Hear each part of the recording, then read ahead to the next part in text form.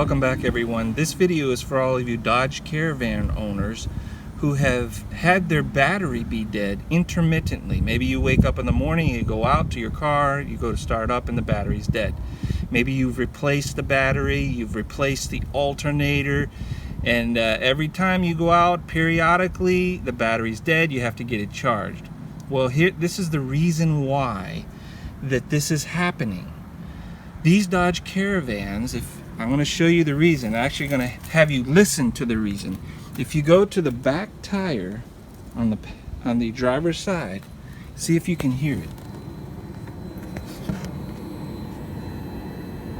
I don't know if you can hear it, but that is a humming sound, and that is the fuel pump that is continuing to run even though you've shut the car off. And even if you shut the car off and turn it back on, off, on, off, that fuel pump continues to run. So, in order to fix it permanently, you have to replace the TIPM, because Chrysler has made the fuel pump relay switch integrated with this fuse box. And so the only way to replace that relay switch, which is what's causing the fuel pump not to shut off, you have to replace this whole thing. Well, how much is that? It's like $1,000 for a brand new fuse box. You can probably get it a little cheaper at for a used one, and then you have to do all the work of replacing all the multitude of wires and harnesses that are coming up from underneath it. Now, it's doable, it's possible, but it's going to cost you. Now, Dodge did come out with a relay kit bypass, which you can put on. It's a little bit cheaper, might be between $50 and $100 for that, and it's a little less wiring. However, the last time I looked, that kit is no longer available. So here is a temporary solution that will get you through this. All you have to do is find the M25 fuse, which is right here. You need to pull it, take your fuse tester or puller, pull it out and reinsert it. Wait a few seconds and then reinsert it.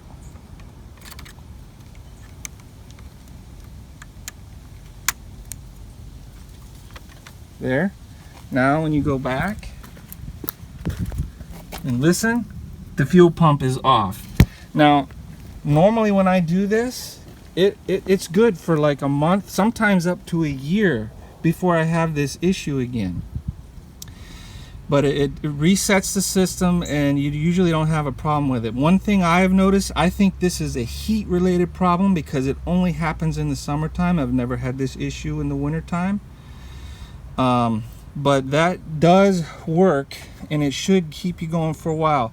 The only thing is you still kind of have to consistently, after you shut the car off, go listen and hear if that fuel pump is running again.